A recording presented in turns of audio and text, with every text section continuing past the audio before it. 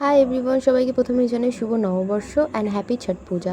তো সকালবেলা ঘুম থেকে উঠেই আমি ফ্রেশ হয়ে খেয়ে নিয়েছিলাম ক্ষীর রুটি। কালকে একটু মেহেন্দি দেখলাম বেঁচেছিল, তো সেটাই আজকে আমি হাতে লাগিয়ে নিল। তারপর স্নান করে নিউ ড্রেস পরেছিলাম, কেন আজকে পয়লা বৈশাখ ছিল। তারপর আমরা চলে গেছিলাম ঠাম্মার বাড়ি ঠেকুয়া বানাতে। ঠেকুয়া বানানো কমপ্লিট করার পর বাড়ি এসে রেডি হয়ে গেছিলাম, কেন আমাদের পাশেই একটা গৃহপ্রবেশ ছিল একটা আঙ্কেলের, তার বাড়িতে যাবো বলে। আমাদের পুরো পাড়াই তার বাড়িতে ইনভাইটেড ছিল, তাই জন্য সবাই মিলে একসাথেই গেছিলাম। আমি, পোপাই কাকা, মিঠি আর আমার ভাই বোন সব একসাথে গিয়ে ফার্স্টে ওয়েলকাম ড্রিঙ্কস খেয়ে তারপর চলে গেছিলাম ওপরে ভোগ খেতে। কেন আমরা তাড়াতাড়ি করছিলাম, আমাদের 4:30টার সময় বেরোতে হবে ঘাটে যাওয়ার জন্য। আর এখানে দেখো আমার মা আর নিকিতা বসে বসে পাঁপড় খাচ্ছে। তো আমরা তারপর বাড়ি চলে এসে একটু রেস্ট নিয়ে রেডি হয়ে গেছিলাম আমি আর নিকিতা। আর আমরা দুজন আজকে টুইনিং করেছিলাম, সেম কালারের ড্রেস পরেছিলাম, কিছুটা সেম ছিল। তারপর ওখান থেকে আমরা টোটোতে করে চলে যাচ্ছিলাম আমাদের বাইপাসের তেলিগঙ্গার কাছে, যেখানে আমাদের ছট পূজাটা হয়।